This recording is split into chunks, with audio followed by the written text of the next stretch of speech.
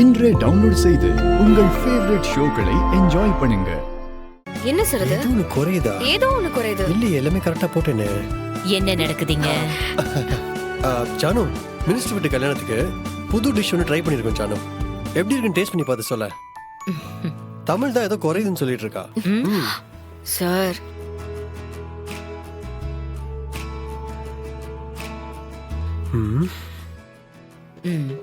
கரெக்டா சொன்ன தமிழ். ஏதோ ஒண்ணு குறையுது. அப்படியா? என்ன ஜானு? ஒரு நிமிஷம் இரு.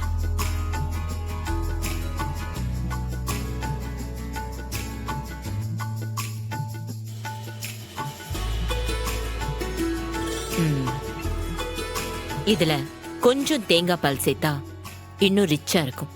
அந்த குறை தெரியாது. ஓ, அவ்வளவுதானே? ஊத்திட்டா போச்சு. குடி ஜானு. பட் நான் படிச்ச வரைக்கும் இந்த டிஷ்ல தேங்காய் பால் சேர்க்கணும்னு சொல்லவே இல்லையே. சிபி, நான் சொன்னதை செய் கண்ணா.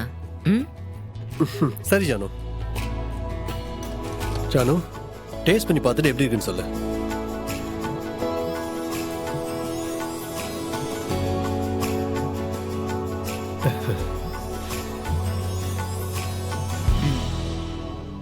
தமிழ், ஜனாமா, நீ டேஸ்ட் பண்ணி பாரு.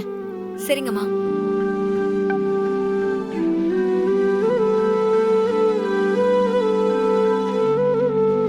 ஜனாமா, இப்ப செம்மையா இருக்கு ஜனாமா. தேங்காய் பால் ஊத்துனதுக்கு அப்புறம் சூப்பரா இருக்கு. தமிழ் மட்டும் இந்த வீட்டுக்கு மருமகளா வந்துட்டா என்னோட மொத்த பிரச்சனையும் சரியாயிடும். குடும்பம் தொழில் ரெண்டையும் அவகிட்ட ஒப்படைச்சிட்டு நான் நிம்மதியா இருப்பேன். கடவுளே, சீக்கிரம் அதை நடத்தி வை. ஜனமா, ஜனமா, என்னம்மா, என்னாச்சு? ஏதோ யோசனையில இருக்கீங்க. ஒண்ணும் இல்ல தமிழ். சொல்லுங்கம்மா, ஏதோ டீப்பா யோசிச்சுட்டு இருந்தீங்க.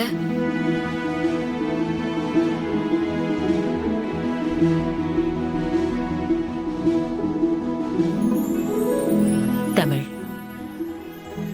எனக்கு கடவுளா பார்த்து அனுப்பி வச்ச வரம் நீ.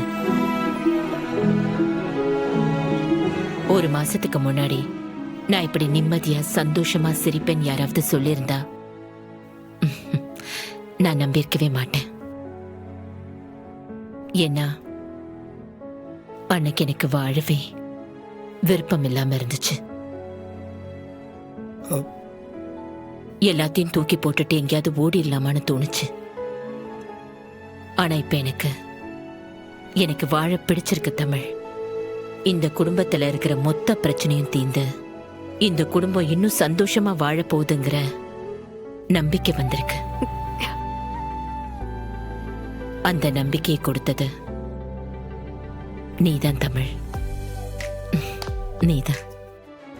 என்ன ஜானு தமிழ் இந்த அளவுக்கு நம்பிட்டு இருக்காங்க? என்ன சிபி பாக்குற? நான் சொல்றது உண்மைதானே? ஆமா ஜானு, கரெக்ட் தான்.